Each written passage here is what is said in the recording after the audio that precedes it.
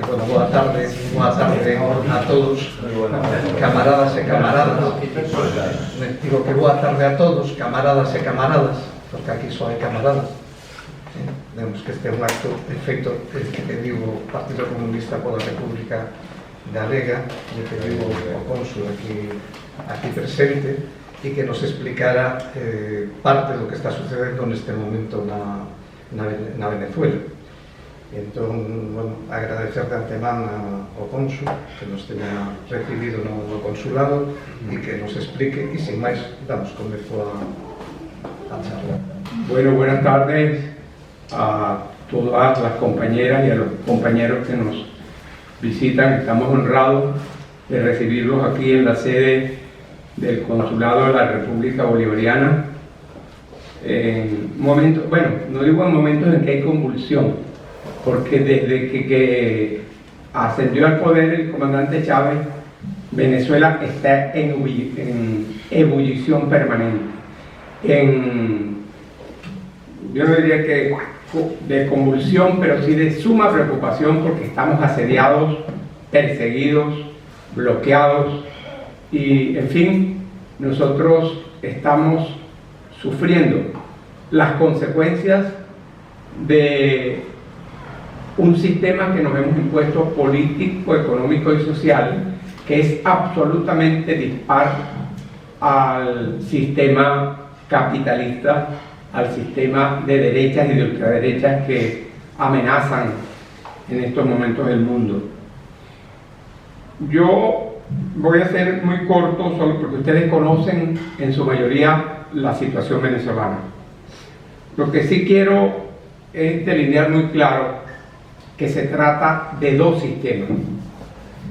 Realmente es un choque, es una diferencia muy profunda, yo diría que insalvable, entre un sector que representa la derecha y la ultraderecha, un sector que quiere seguir dominando con las minorías a los pueblos, que quieren seguir explotando todo o todas las riquezas naturales de que disponen esos pueblos, y que quieren seguir arrodillados a los designios, a la imposición del imperialismo norteamericano.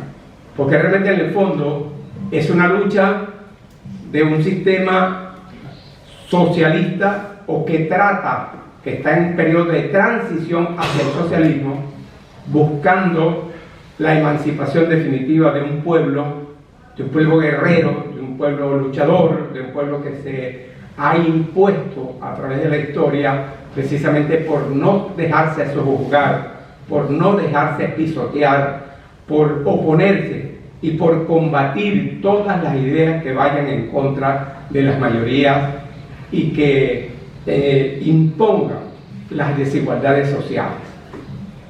Ese sistema derechista, ese sistema neoliberal, ese sistema explotador es lo que había imperado en el mundo entero, digámoslo así, pero en América Latina especialmente, a través de dictaduras y a través de gobiernos sumisos que seguían paso a paso los dictámenes del Departamento de Estado. En Venezuela se produce una rebelión militar de militares jóvenes con la idea de transformar la república y hacernos de una nueva constitución. Un grupo de militares progresistas encabezados por el comandante Hugo Chávez Frías, que representan en su conjunto lo que es la nueva Venezuela.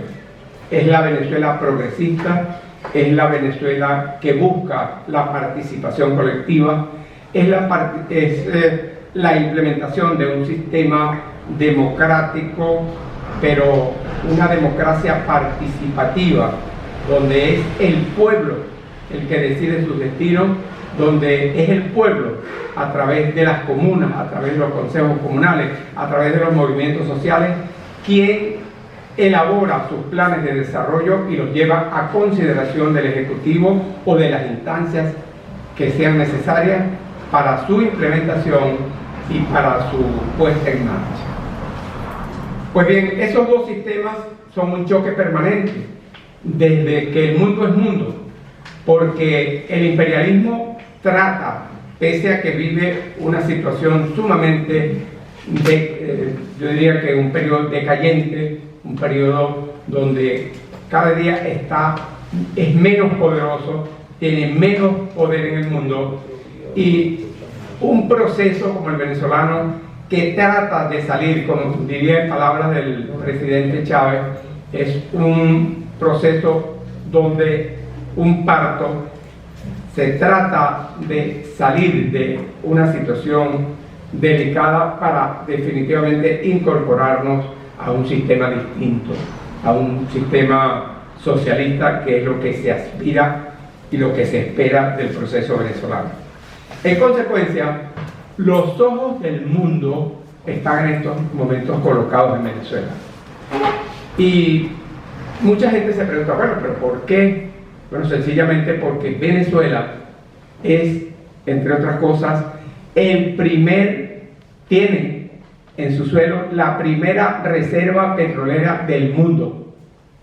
Eso es muy importante. Es la cuarta reserva de gas en el mundo. Es la segunda de América Latina. Tiene coltán, tiene aluminio, tiene oro, tiene plata, tiene cualquier cantidad de riquezas naturales que son en el fondo lo que está buscando permanentemente de apoderarse el imperialismo norteamericano y los países que lo apoyan. Porque lamentablemente en esto hasta hubo un grupo que afortunadamente poco a poco se van secando, porque el que se meta con Venezuela se seca. Eso se ha demostrado, eso fue también unas palabras de Chávez, que se ha demostrado que ocurre así. Si no, ustedes se preguntarán, ¿y dónde está Guaidó? Bueno, Guaidó fue un títere que fue colocado en una plaza por el Departamento de Estado norteamericano. Le dijo, juramentate como presidente interino, que en Venezuela no existe esa figura en el presidente, un presidente de facto, que nunca no existe en el proceso y en la Constitución venezolana. Y una vez que se juramentó, lógicamente, los Estados Unidos lo reconocieron como presidente interino de Venezuela. Y todos aquellos países, incluyendo por supuesto países desarrollados, como Canadá, como el Reino Unido, en fin, inmediatamente reconocieron a Guaidó también como presidente.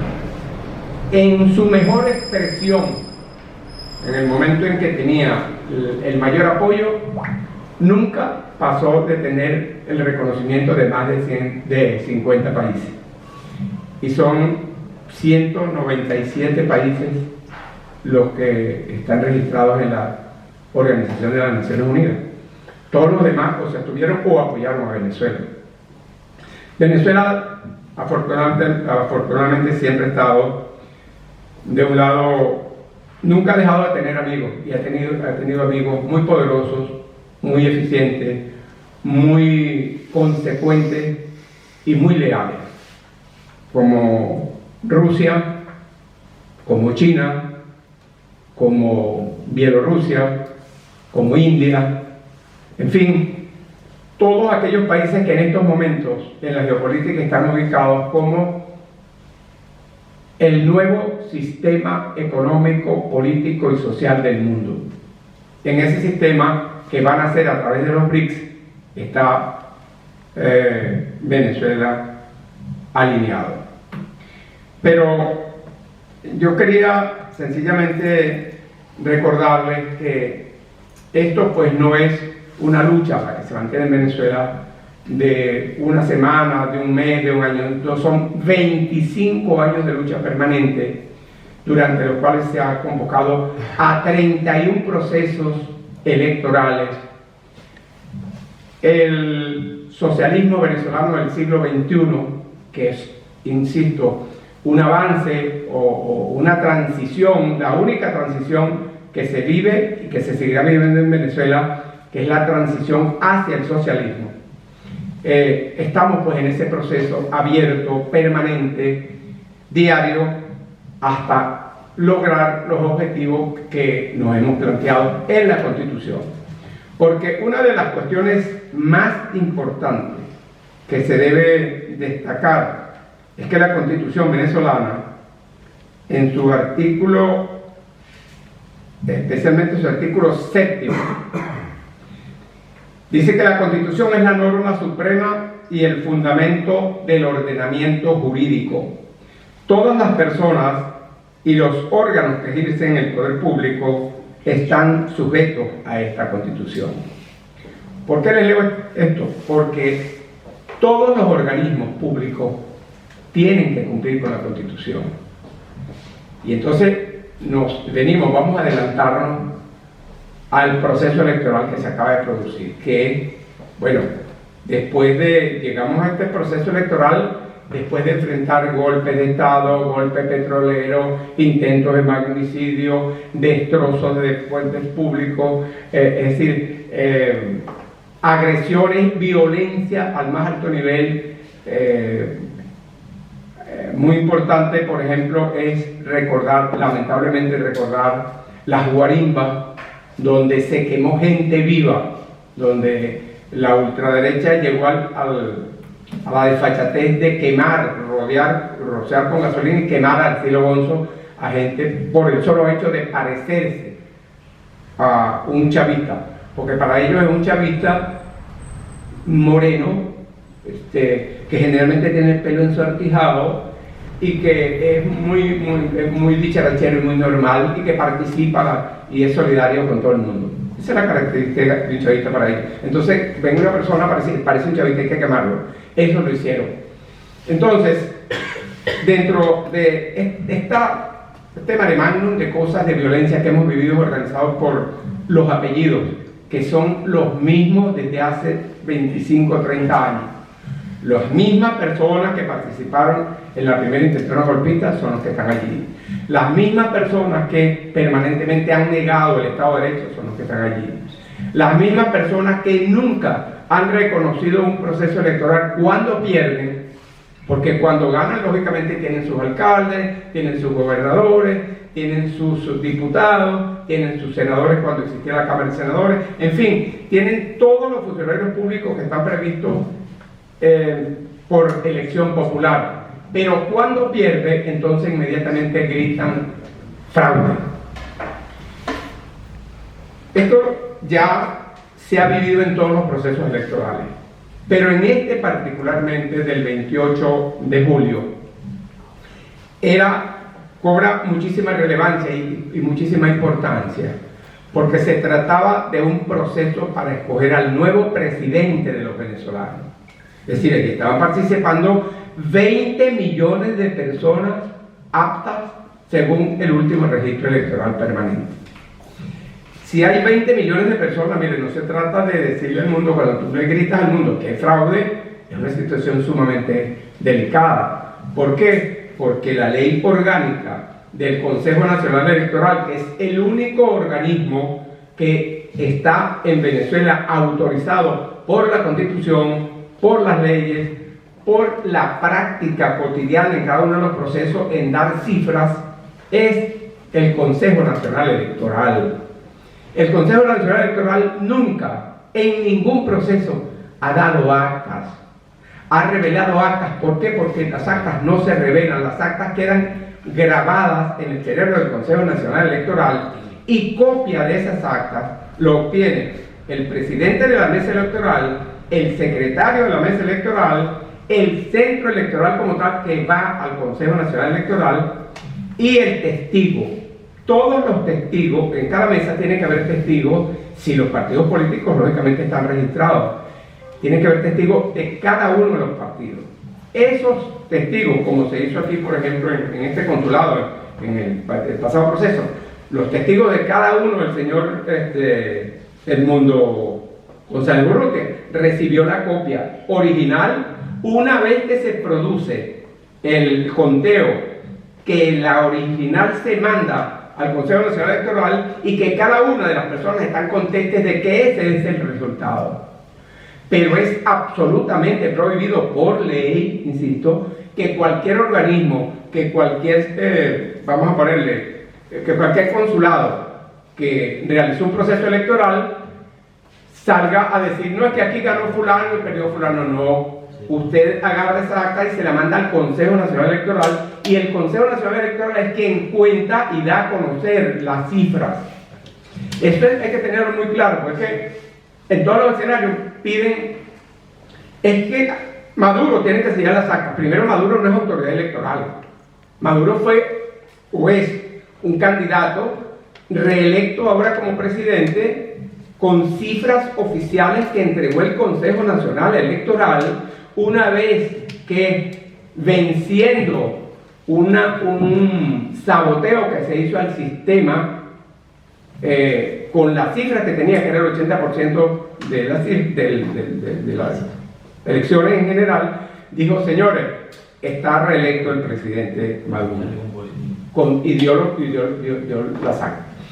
Si alguna persona, si algún partido, si algún ente se siente afectado o piensa que efectivamente no coinciden esas cifras con las que ellos tienen, porque insisto, ellos tienen sus testigos oficiales, pues entonces recurren al Consejo Nacional Electoral y piden una rectificación. ¿Por qué? Porque dicen, esa cifra que usted está dando no coincide con la que yo tengo aquí, porque yo tengo aquí los testigos.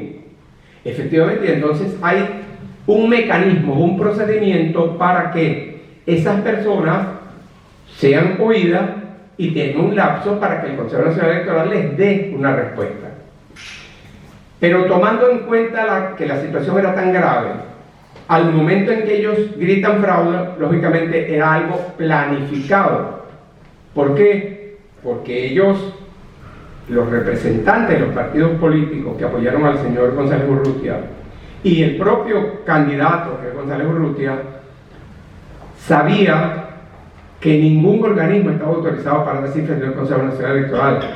Si él hubiese tenido realmente, si esas cifras fuesen ciertas, o si esas actas fuesen ciertas, él hubiese ido al Consejo Nacional Electoral, lleva sus actas y pide una revisión.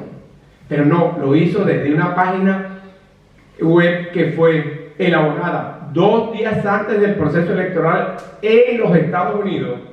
Y entonces desde Estados Unidos se daban cifras alarmantes, porque por ejemplo se decía que en todos los centros electorales, cosa que es absolutamente imposible, el presidente Maduro sacó el 23% y González Urrutia el 70%. Pero en todos los centros electorales. Entonces, qué casualidad que aquí, que es un centro electoral pequeño, pero ¿cómo se va a creer que tiene el 70 y el 30 en todos los centros electorales? Es una locura.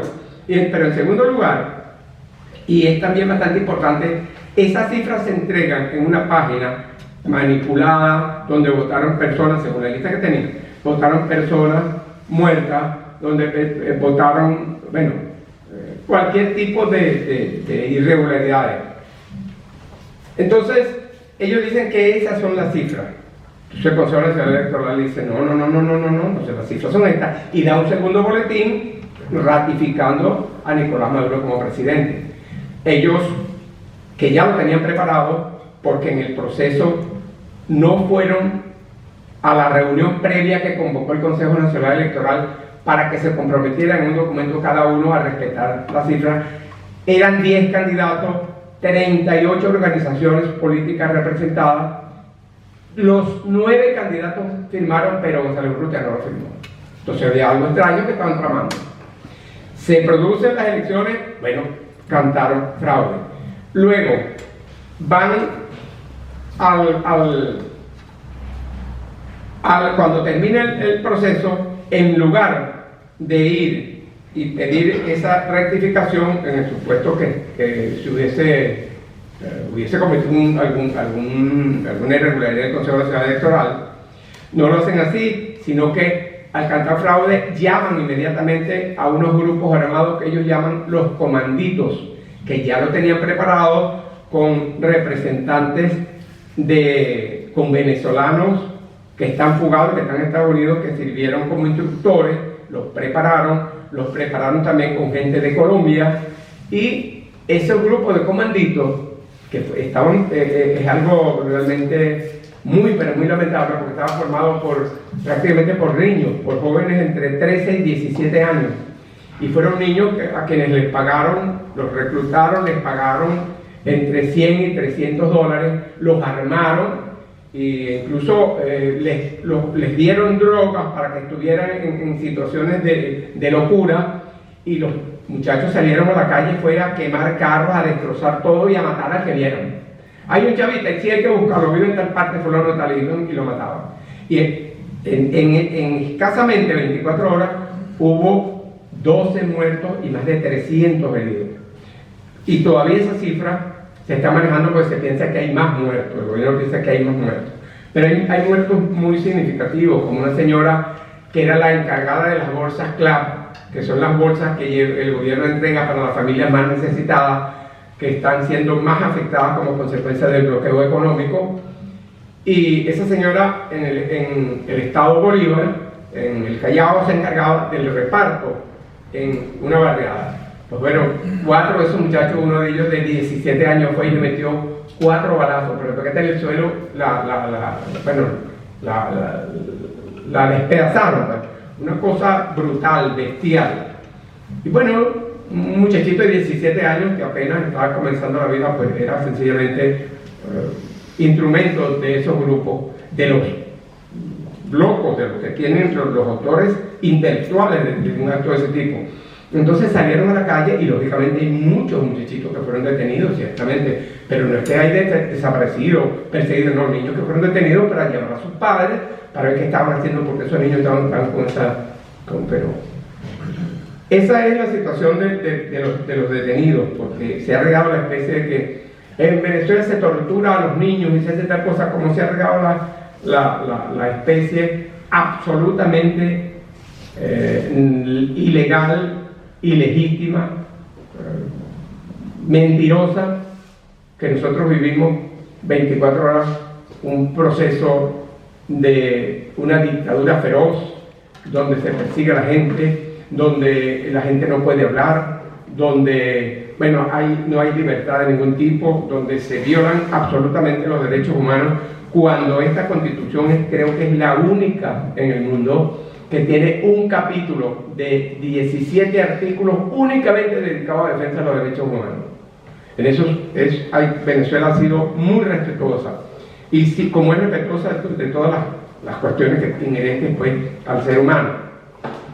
Bueno, las versiones, ¿verdad? Como hace poquito como lo que se están vertiendo en todo el mundo es que estamos en una dictadura, algo absolutamente falso. En Venezuela hay un proceso electoral, lo que pasa es que no es un proceso electoral donde es electo un elemento afín o que siga los pasos de los Estados Unidos, sino todo lo contrario. Sigue los pasos de Simón Bolívar, sigue los pasos de Francisco de Miranda, sigue los pasos de Antonio José de Sucre, sigue los pasos del comandante Hugo Chávez Frías, y en fin, sigue todos los procesos que son para nosotros heroicos y de donde radica la lucha revolucionaria de todos los venezolanos. Es algo que llevamos en las venas, es algo que viene desde nuestros ancestros, desde que los indígenas, nuestros antepasados, de quienes estamos muy orgullosos, también libraron una lucha muy importante en eso. Una lucha libertaria. ¿Por qué? Por la paz, por la libertad, por el bienestar de todos y sobre todo por principios de igualdad, de solidaridad y de respeto a la soberanía y a la autodeterminación de los pueblos. Entonces, ¿qué quiere Venezuela? Venezuela quiere sencillamente que se le respete. Venezuela no pide absolutamente más nada. Venezuela es un país soberano, Venezuela es un país libre, Venezuela es un país que ama la libertad, es un país que cree en los principios, que cree en los principios morales, sobre todo de un pueblo, y que respeta absolutamente a los demás países.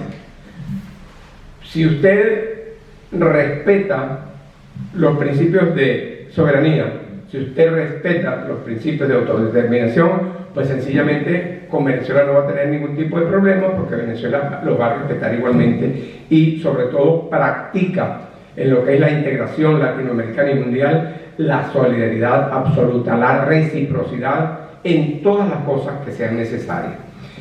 Pues bien, en virtud de estos últimos hechos, que son las elecciones que ya ustedes saben que tratan de utilizar esos principios goebbelianos que repiten una mentira y la repiten, hasta que la gente en estos momentos en todos lados bueno, y Maduro, ¿por qué no muestras las actas?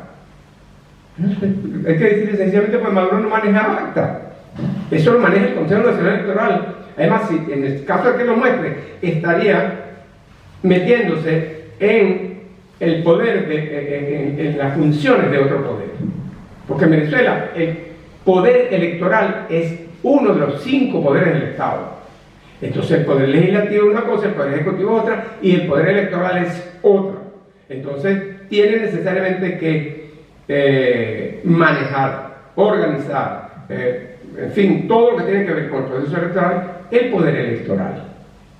Entonces Maduro es sencillamente un candidato, repito, reelecto como presidente, que estará allí porque estamos absolutamente seguros que va a estar hasta 2031, y en 2031 veremos a quién escogemos. Ya tenemos, bueno, no menos 15 candidatos, ¿verdad? Que se ha pensado que la revolución, si dura 200 años, bastante candidatos tiene para que dure más que eso.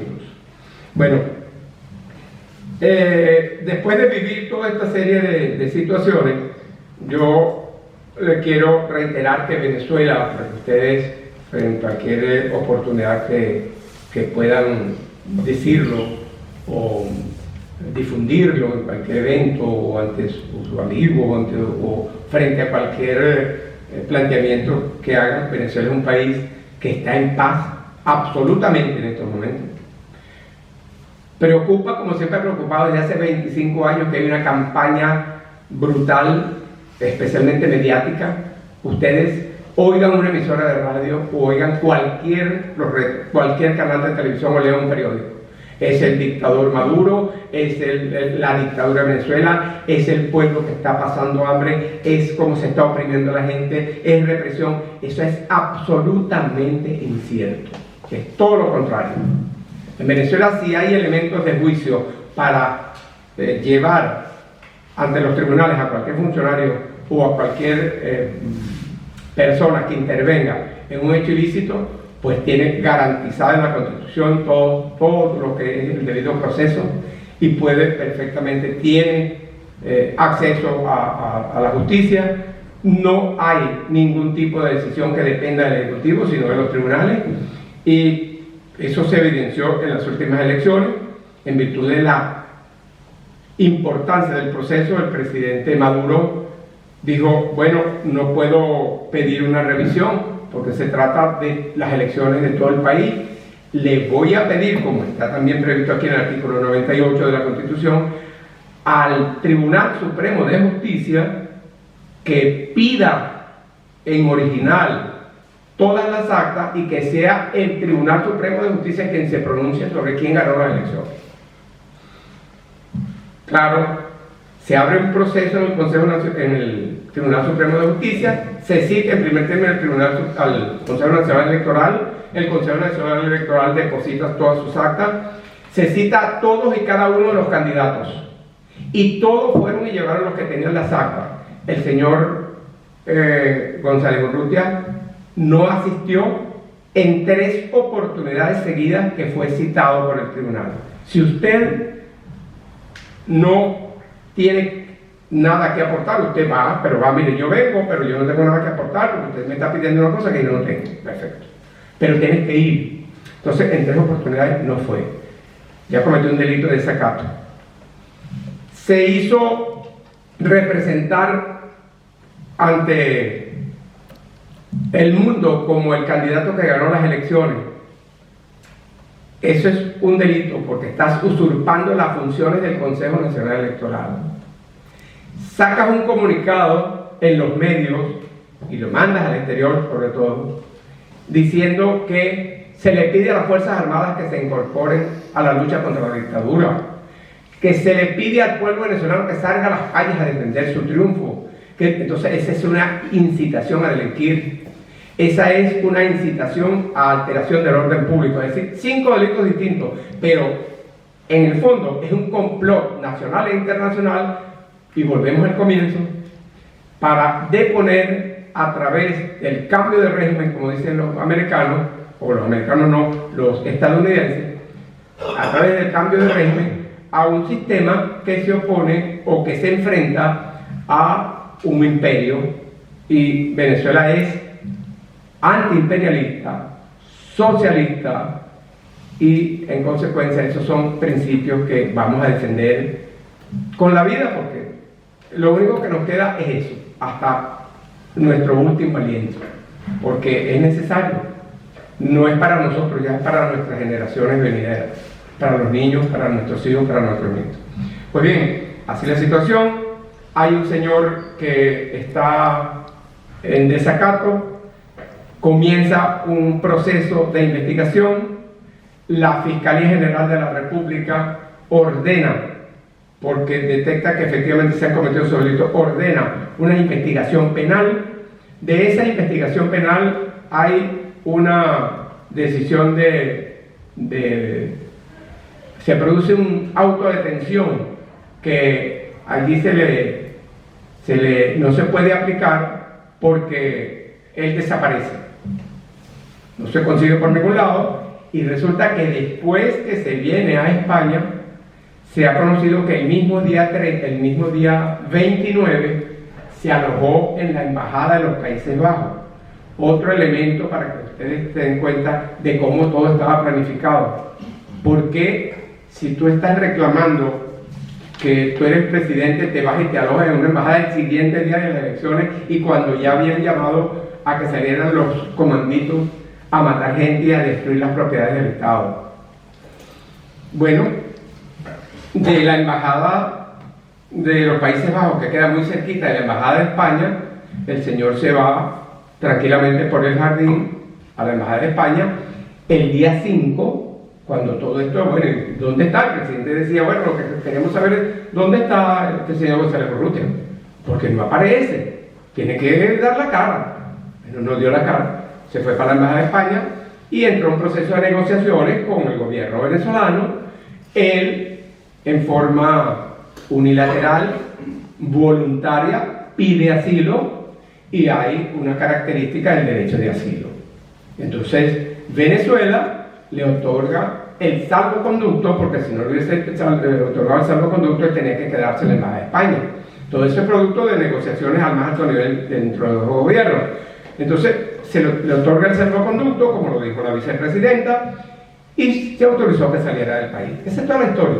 ¿Cómo sale? Como una persona que no ganó las elecciones, pero dijo haberlas ganado para crear zozobra y para crear violencia en el país, que no enfrentó la situación, que no acudió y en consecuencia cometió delito de desacato también a las situaciones que le hizo, y por otro lado tampoco hizo frente a la investigación que también presentaron 3 oportunidades por la Fiscalía General de la República. Ese señor que lo tienen aquí, los partidos políticos de la derecha lo califican como un héroe, un mártir. Bueno, perfecto, ese es otro héroe, igualito. Ese es Guaidó.2, porque Guaidó.1 ya lo colocaron en una plaza, y como lo que es un mequetrefe, se fue a Estados Unidos y ya está, ya vive, por supuesto, después de haberse apoderado de todos los activos que tenía Venezuela afuera, después de haber disfrutado que cada 15 o 20 días tanto los países del llamado Grupo de Lima, que se disecaron, como los demás países que estaban en contra de Venezuela y anunciaban: le damos 500 millones de dólares más, le damos 300 millones de dólares más. ¿Dónde está ese dinero? ¿Qué lo hicieron?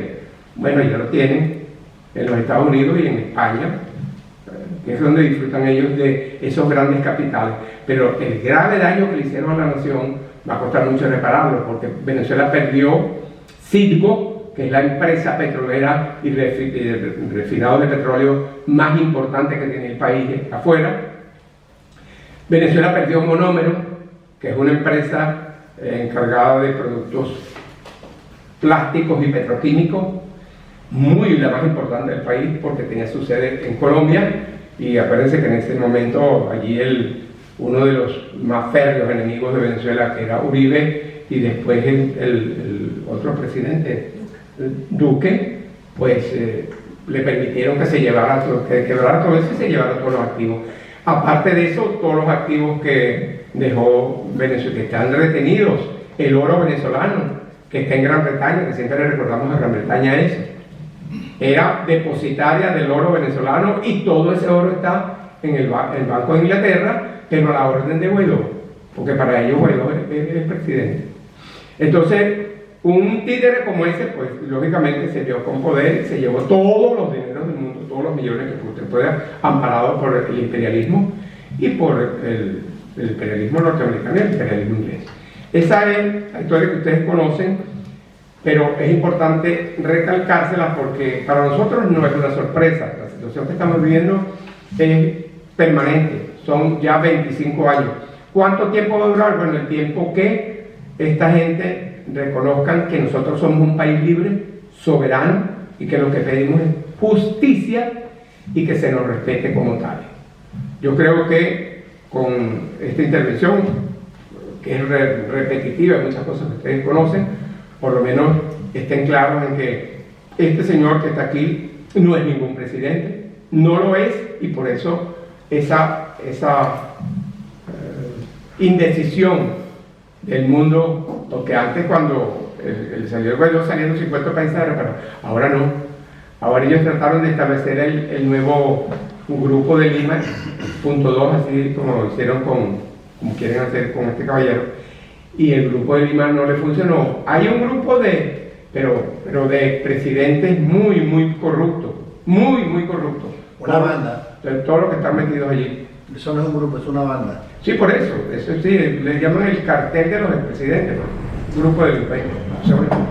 Esos son los que están diciendo al mundo entero que hay que reconocerlo como tal. Bueno, nosotros esperamos lógicamente que el mundo se pronuncie por la verdad, que el mundo se pronuncie por la justicia, que el mundo se pronuncie por la solidaridad, y que definitivamente entiendan que nosotros estamos en transición hacia el socialismo. O sea, es la única transición que hemos vivido en Venezuela y que la seguimos viviendo. Muchas gracias. Buenas tardes. Yo voy a hacer una ciencia ficción política. ¿Por dónde creo yo que vienen, como decimos en Venezuela, una frase que hay en Venezuela, por dónde vienen los tiros? ¿Qué es lo que van a hacer? El imperio, ¿no? Pero es una opinión absolutamente personal, no represento al gobierno ni al consulado ni nada, pero como ustedes son políticos, un poco puede ser útil para los análisis, ¿no? Fíjense, lo han intentado todo, el imperio, ¿no? Desde que llega la revolución bolivariana al poder. Creo que de una vez, es mi opinión, no aplicaron lo mismo que con Cuba, es decir, vamos a ahogarlo y dejarlo ahí. Y no lo van a hacer porque en Venezuela hay petróleo, lo que decía Martín, o sea, no lo van a dejar. Venezuela se quede ahí aislada, no lo van a hacer. Otra opción es la invasión militar a gran escala. No la van a hacer. Si algún día pensaron hacerla, ya es tarde. Venezuela y los militares, pero no solo los militares, están preparadas para una guerra popular prolongada. Si nos invaden, bueno, tomarán centros de poder, pero después saben que salir de allí va a costar. Tampoco que en América Latina, ni en América en general, ha habido una guerra como tal, una guerra importante en la historia, pues, en los últimos 200 años, ¿no? unas guerras civiles, unas guerras más anecdóticas, que si el Chaco, que si la guerra del fútbol, pero no una guerra, ¿no? Yo en mis análisis eso lo descarto. Poner en ese continente una cosa tan explosiva no me parece que, por lo menos en este momento, lo pudieran hacer. El golpe militar clásico lo hicieron y les salió mal. Hubo una situación como novedosa también, que es un pueblo alzándose, rodeando los cuarteles y haciendo que ese golpe, que tenía 100 altos mandos, se desmontara. Es decir, la presión del pueblo fue muy grande, ¿no? Y eso era una cosa bien preparada, con francotiradores, etc. Pero no pudieron, ¿no? El golpe legal, parlamentario, de alguna manera lo intentaron. No tienen la capacidad para que ocurra una cosa como en Brasil, pero lo intentaron cuando la oposición tenía el control de la Asamblea Nacional. Y lo intentaron con esa caricatura, les salió mal, que es desde allí nombrar al presidente, algo que no estaba previsto en la Constitución. Entonces eso no iba contra natura, porque el pueblo ni los 5 poderes del Estado iban a aceptar eso, los otros 4. Entonces, esta revolución de colores en Venezuela es totalmente imposible. Totalmente imposible. Con un partido como el PSUV, con unas Fuerzas Armadas como la Fuerza Armada Nacional Bolivariana, eso es... No puede tener lugar, ¿no? Entonces queda que es lo que han venido aplicando hasta ahora, lo que hicieron con Nicaragua, es decir, crear unas condiciones tales de desánimo, de hastío, de dificultad de la vida cotidiana, de pobreza, de violencia, hasta que la gente se cansara, ¿no? Y votara por una opción que, bueno, por lo menos que se acabe eso, como ocurrió en Nicaragua.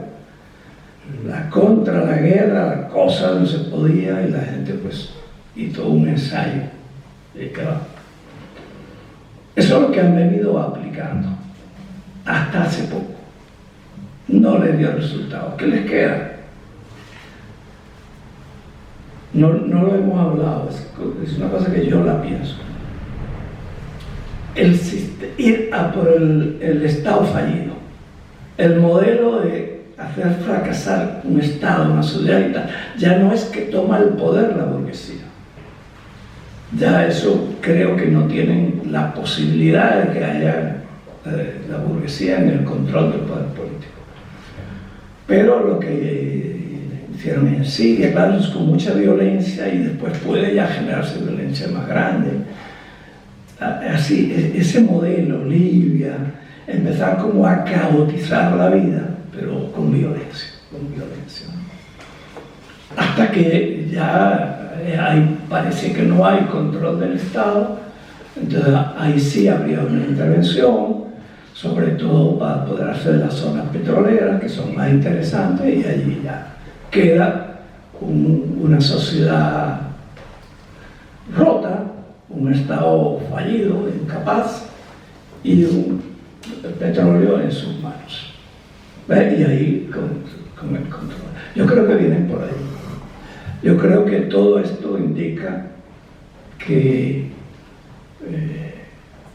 mercenarios españoles, mercenarios checos, franceses, norteamericanos, 400 armas que se han localizado, entonces saber las que puedan haber y qué tipo de armas que no se han localizado, que pueda haber, pues se localizan, porque la gente cuenta las cosas, pero vete tú a saber lo que hay, ¿no? Entonces yo creo que por ahí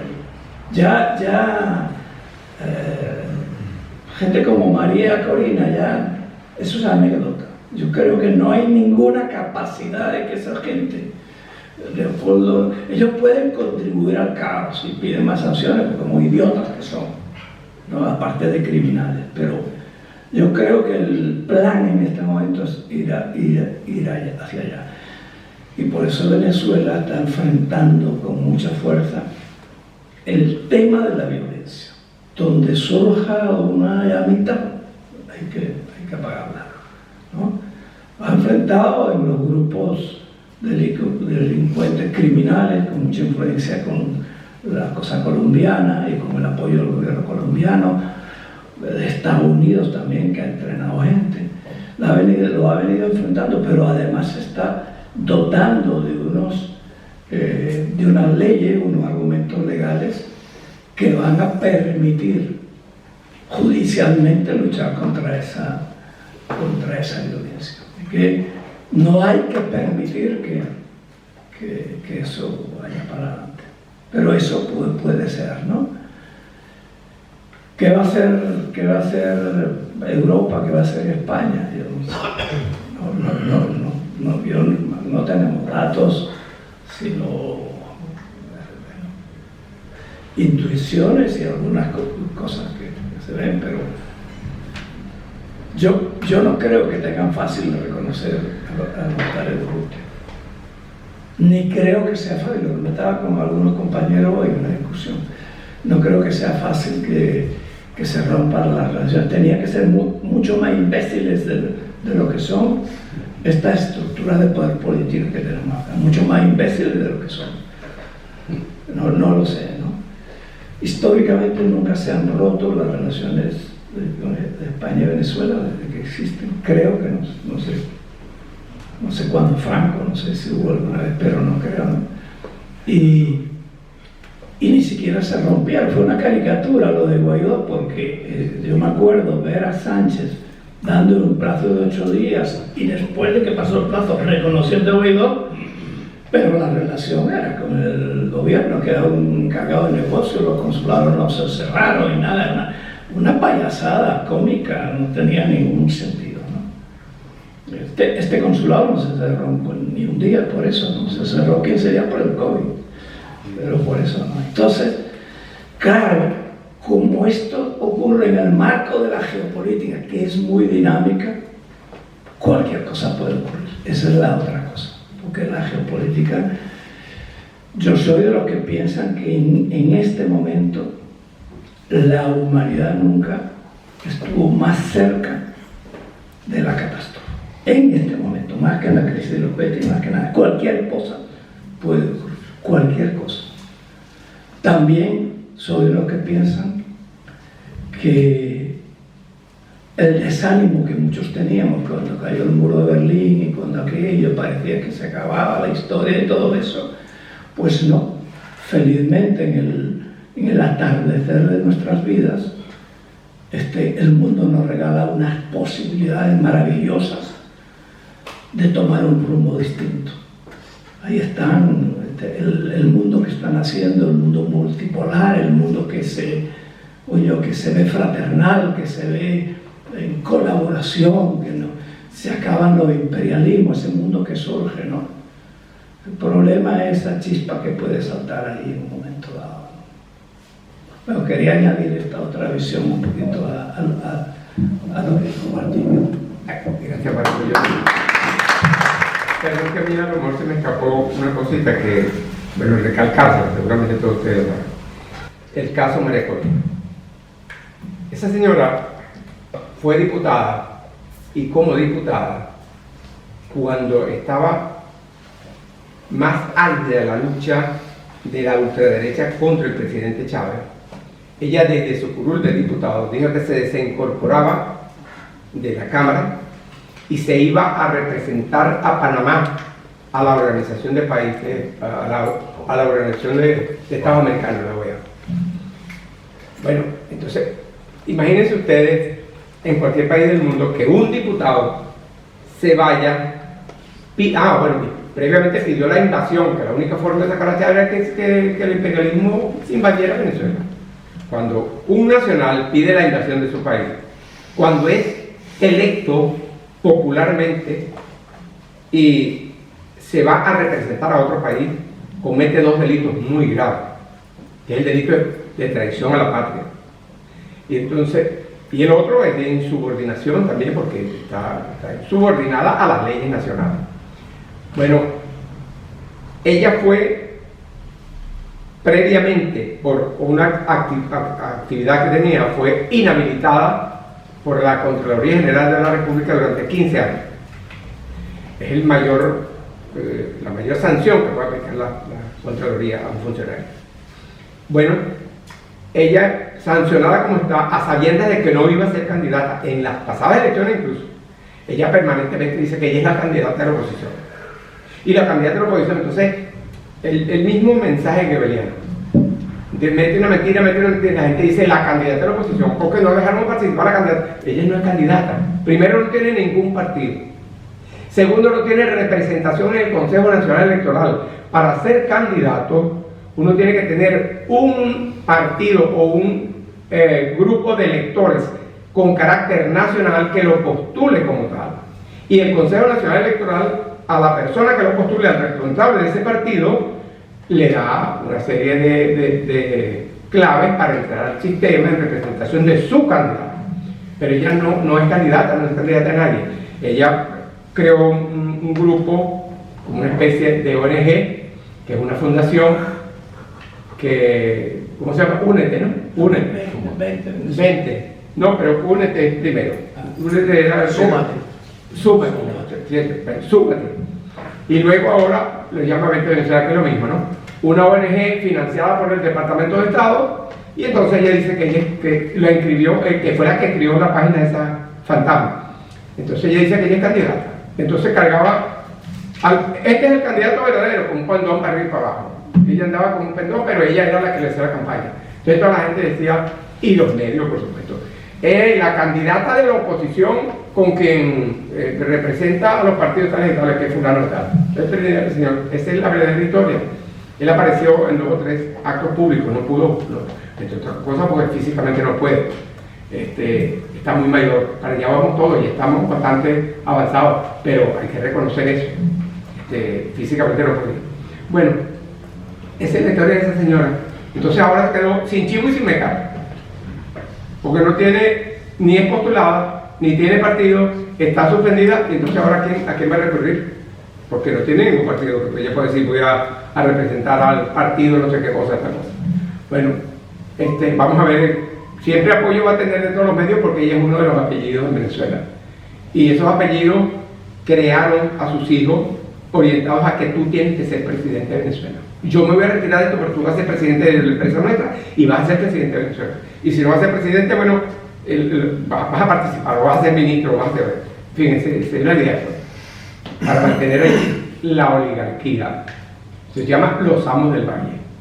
Bueno, Chávez nos enseñó que hay que luchar contra eso y contra eso estamos luchando. Yo quería felicitar al proceso democrático bolivariano, personalmente y como miembro de este partido, en primer lugar. La Segunda República Española, que surgiu no ano 31, foi acosada desde o primeiro día. Hai unha certa similitude entre o proceso democrático bolivariano e a Segunda República. Falo este comentario porque eu creo que todos os que estamos aquí, non sei se o sabemos, se non sabemos, creo que tenemos que actualizarnos, que o 10 e 11 deste mes celebrou un encontro mundial antifascista en Caracas, donde participaron persoas, militantes, intelectuales, de 95 partidos, que a prensa de aquí dice que Venezuela está muy aillada, ¿verdad?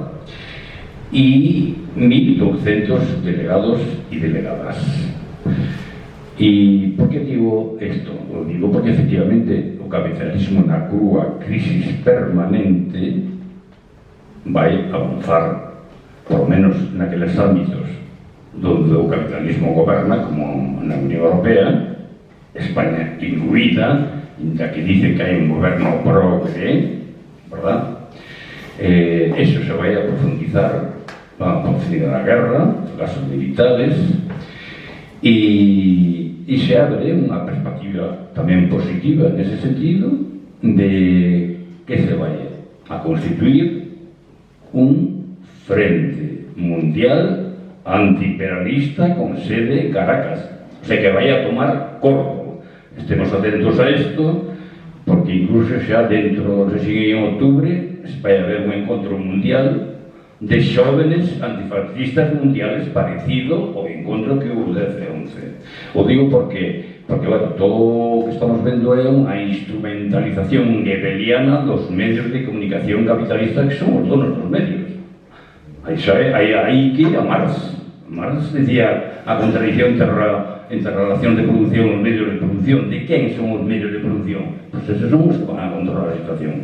Entonces quería que se comentara algo, se é posible, por a miña parte, o que significou ese encontro antifascista mundial que ningún medio español, nin galego, nin extremeño, nin madrileño, nin europeo recoller.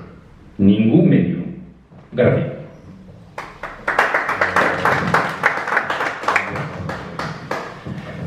Bueno, primero que todo, pues saludar a Cónsul, Martín, un abrazo, Farruco, tiene un saludo especial de Gladys Olivera del Partido Comunista de Colombia, amiga tuya muy visitada allá en tu ministerio, donde estuviste por allí.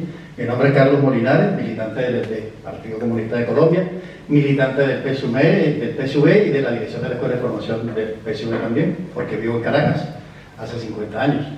Entonces, pues yo creo, para entrar en tono de la política, muy crudamente, el mundo está ante una perspectiva de quiebre hoy, que no es Venezuela. Venezuela puede ser quizás la mecha que incendie o no una tercera guerra con explosivos, que ya la hay sin explosivos, está en curso. Hoy el principal misil que tenemos contra el enemigo histórico se llaman los BRICS, y los BRICS ocasionan al enemigo histórico una herida mortal, que es la que lo lleva a las locuras en que está cayendo. María Corina y su equipo no son nadie, no lo han sido ni hoy, ni ayer, ni hace 50 años, no son nadie. Ellos tienen vida bajo la fuerza que les da el enemigo histórico de la humanidad. Allí aparece la fuerza de ellos. Sin embargo, lo que sí sucede hoy es que esa clase dirigente dentro de Venezuela queda sin piso de fuerza, y muy favorablemente para la población venezolana es muy posible que retome el camino de la política quienes verdaderamente de alguna manera hicieron política, los adecos, los copellanos, que hay gente buena y política dentro de esos movimientos, y que ojalá se dé. Nosotros tenemos que ayudar un poco a que eso se impulse, porque eso le va a traer una convivencia y una estabilidad al país. Pero hoy la humanidad no está a salvo por mucha estabilidad que se pueda dar en algunos de los países. Se lo digo el caso venezolano desde ese punto de vista, pero ahí tenemos el caso colombiano al lado de Venezuela. Gustavo Petro están a dar el golpe de Estado, y le van a dar el golpe de Estado no porque sea mal gobierno, no porque su pueblo esté en contra de él. Le van a dar un golpe de Estado porque luchó verdaderamente contra el narcotráfico, que es el lubricante económico de la banca mundial. Entonces esos son los factores de fondo verdadero que tiene la geopolítica hoy. Nosotros estamos dentro de un hervidero y somos una minúscula parte de él, pero va a depender mucho de la movilidad de los factores de fuerza que la humanidad hoy tiene, para que, y yo creo que va por buen camino, para que una guerra no se desate. Y cuando digo que Venezuela puede ser el encendedor que eso se dé, es que si Venezuela, con los recursos naturales que tiene, llega a caer en manos del imperio, el imperio tiene las necesidades cubiertas para ir a una guerra, que no las tiene en este momento, porque esa riqueza que necesita para apoyar el combustible que requieren está en Venezuela, y no lo tienen en sus manos. Y en el Medio Oriente tienen dificultades para la extracción de él, ocasionadas por sus brutalidades. Esa es la condición que tenemos hoy. Si es verdad que hay un mundo, como lo dijo Chávez, que está por nacer y no termina de nacer, y hay otro que está por morir y no termina de morir. En esa penumbra estamos, pero creo que vamos ganando la pelea. Gracias. Aparte de agradecerles la participación, decirles que hoy es un partido político, mañana puede ser una asociación, pasado mañana puede ser, pero cualquier grupo que tenga verdaderas intenciones de acercarse, de apoyar la lucha de Venezuela, bienvenido sea. Independientemente de dónde esté militando, cualquier partido, y ustedes compañeros son testigos. Aquí hacemos reuniones cuando que siempre hay alguna materia que informarles, y vienen representantes de todos los partidos, pues, y también de todos los grupos, y también simpatizantes, también gente que quiere oír y que quiere enterarse de las cosas venezolanas. De manera que entendemos como que parte de este grupo va a ser más activo en función de la solidaridad, porque eso sí lo requerimos. Lo hemos tenido siempre, ustedes han sido unos verdaderos titanes en eso, se lo agradecemos infinitamente, pero vamos a requerir el mayor apoyo en estas horas, en estas circunstancias, porque ciertamente nosotros nos sentimos no con miedo, sabemos que estamos amenazados hace 25 años, dispuestos a todo, pero sí en defensa y con una firmeza clara, que es la necesidad de defender nuestros principios, nuestra soberanía, nuestra libertad, nuestras luchas que nunca pueden estar por encima, nunca pueden estar sino por encima de cualquier cuestión que nosotros queramos. Bueno, disculpen que En vivo, ese es en vivo. Sí, me están llamando de Venezuela, pero también lo repiten. Bueno, muchísimas gracias por haber venido. Sí. No, Chávez,